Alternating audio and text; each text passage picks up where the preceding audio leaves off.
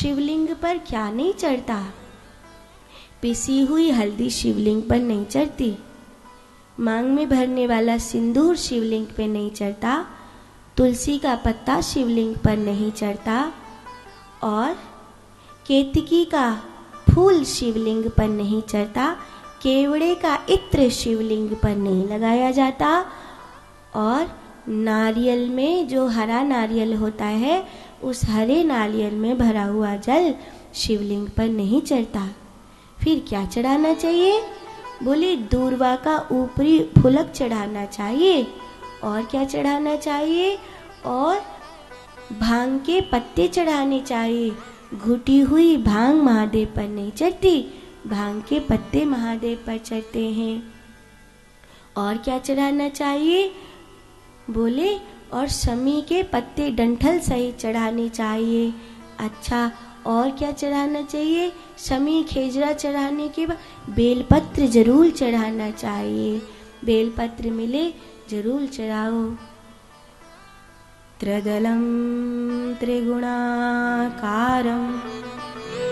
त्रिनेत्रं च त्रयायुधं त्रिजन्म पाप संहार एकबिल्व शिवार्पणम्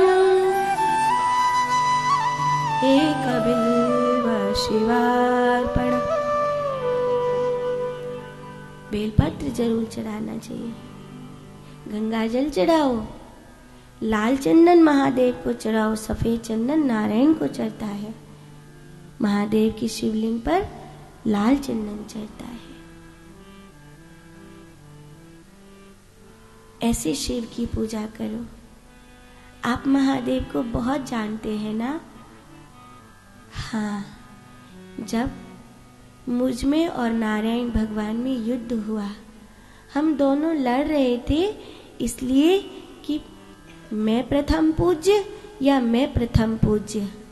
नारायण ने कहा मैं पिता हूँ, ब्रह्मा ने कहा मैं ब्रह्म हूँ, मैं पिता हूँ।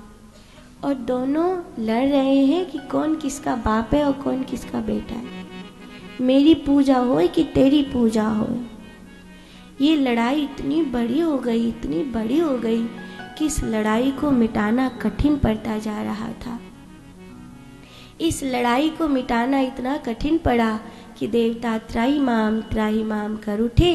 और जब देवता त्राही माम करने लगे, क्योंकि ब्रह्मा और विष्णु आपस में शस्त्र चढ़ा रहे हैं, तो उन शस्त्रों के बीच में एक बड़ी सी शिवलिंग प्रकट हुई।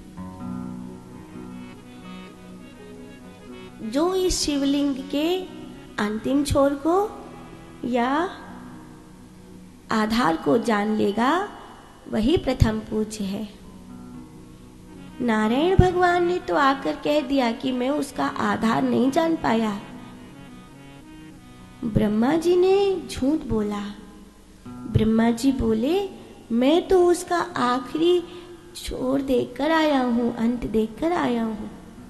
वो जो शिवलिंग है उसके ऊपर एक केतकी का फूल चढ़ा था, वो भी मैं लेकर आया हूँ। बोल केतकी, मैंने शिवलिंग देखा है ना? अब केतकी का फूल डर के मारे बोला हाँ देखा है, देखा है। फिर एक और गवाह, गैया मैया, बोलो गैया मैया, मैंने देखा है ना? गैया मैया ने सोची क्या करूं, तो डर के मारे मुंह हिला के बोली देखा है, पर पूछ हिला के बोली नहीं देखा। चूंकि ब्रह्मा जी ने झूठ बोला, इसीलिए वहां काल भैरव प्रकट हुए। काल भैरव ने ब्रह्मा जी के झूठ बोलने वाले मुख को काट दिया। ब्रह्मा जी के 5 मुख थे, फिर ब्रह्मा जी के 4 ही मुख रह गए। काल भैरव को ब्रह्म हत्या लग गई।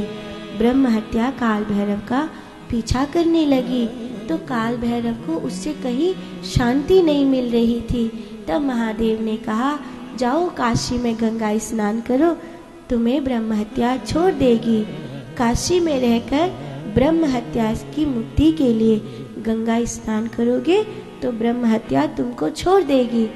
जब काल भैरव काशी में ब्रह्म हत्या को नाश करने के लिए गंगा स्नान कर रहे थे, तब वहाँ देवताओं ने उनको देखा और उन इंद्र ने आदि सब ने उनसे हाथ जोड़कर ये पता किया कि ब्रह्म हत्या से छूटने के लिए आपने क्या किया।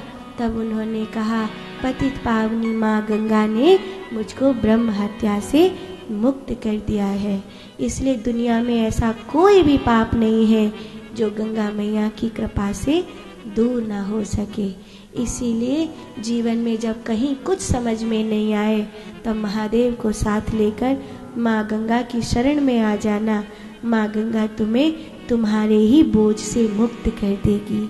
ऐसी है वो।